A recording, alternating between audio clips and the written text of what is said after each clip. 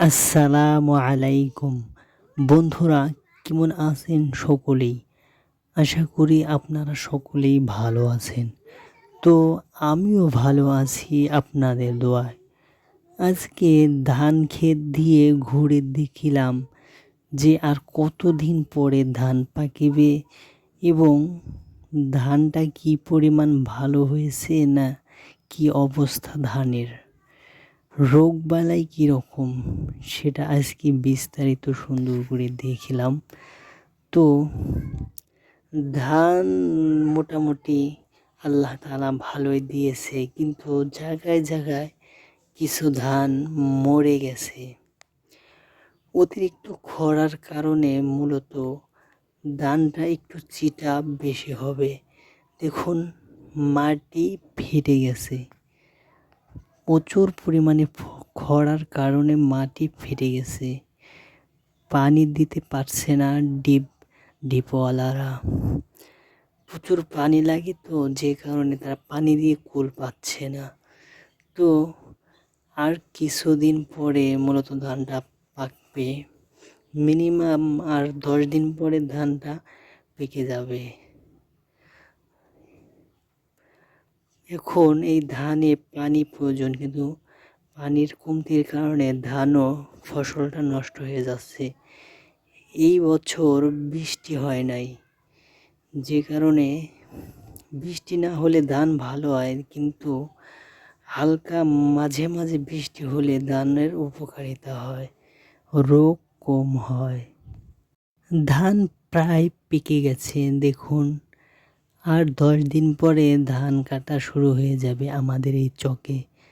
না, আল্লাহ তাআলা ভালোই দিয়েছেন, ধানগুলো অনেক ভালোই আছে, কিন্তু মাঝে মাঝে কিছু ধান মারা গেছে। ওই ধানগুলো মরে গেছে অতিরিক্ত খরার কারণে। অতিরিক্ত খরা হলে ধান গাছে বিভিন্ন পোকে আক্রমণ করে, আর বৃষ্টি হলে ওই পোকগুলো মরে যায়। তো এখন বিষ দেওয়া ছাড়া কোনো ফসলই ভালো হয় না। এই ক্ষেতে দুবার স্প্রে করে বিষ দিলে ধানগুলো একদম নকনকে হবে। যেমন ধান থোড় হওয়ার দিকে একবার দিতে হবে, এবং ধান চাউল যে সময় হয় সেই সময় আর একবার দিতে হবে। এই 2 বার স্প্রে করে বিষ দিলে ধানগুলো ভালো হয়। তো আলহামদুলিল্লাহ, দেখতেছেন বন্ধুরা, ধানগুলো একদম ঝকঝক করছে। তো হালকা 2-1 বার বৃষ্টি পেলে ধানগুলো আরও ভালো হতো, রোগের আক্রমণ কম হতো। এই প্রচণ্ড রৌদ্রের মধ্যে অনেক কষ্ট করে ভিডিওগুলো তৈরি করতে হয়, কিন্তু কোনো সাপোর্ট পাই না দেখে ভালো লাগে না, ভিডিও করতে ইচ্ছে করে না।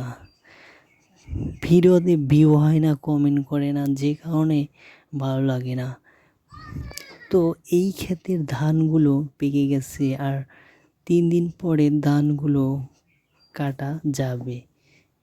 ধানগুলো মোটামুটি ভালোই হয়েছে। আর কিছুদিন পরে, মাত্র 3 দিন পরে ধানগুলো কাটা যাবে। ধানগুলো একদম নকনক করছে। 2 বার স্প্রে করে বিষ দেওয়া হয়েছে, যে কারণে ধানগুলো অনেক সুন্দর আছে। তো দেখতেছেন তিল গাছে কিভাবে মধু আহরণ করছে ভ্রমর। এই মৌমাছিগুলো এই তিল গাছের ফুল থেকে মধু আহরণ করে।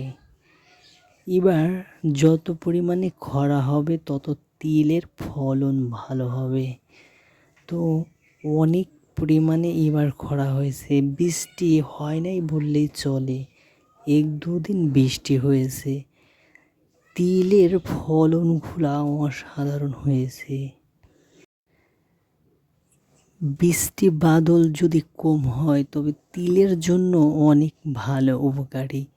তিলের ফলনগুলা ভালো হয়। এই যে একটি মৌমাছিকে ধরেছি, সে মধু আহরণ করছে এই তিলের ফুল থেকে।